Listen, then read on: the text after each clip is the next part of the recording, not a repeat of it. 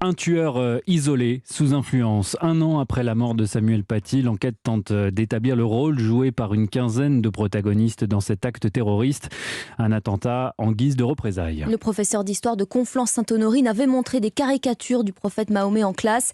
Il a été assassiné à quelques centaines de mètres de son collège, victime d'un islamiste d'origine tchétchène, abattu par des policiers après l'attaque. L'épilogue tragique d'un engrenage alimenté par les réseaux sociaux et certains parents d'élèves du collège. Gladys Lafitte, 1 an après, 15 personnes sont mises en examen.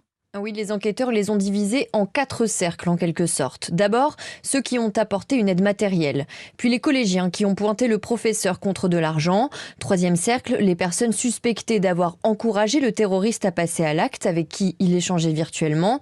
Et enfin, les influenceurs. Le parent d'élève à l'origine de 2 vidéos dénonçant les prétendues actions de Samuel Paty et Abdelhakim Sefrioui, le militant islamiste, accusé d'avoir facilité la définition d'un projet criminel selon les juges d'instruction, en contribuant à faire connaître l'identité du professeur. Mis en examen pour complicité d'assassinat terroriste, ils sont en détention provisoire.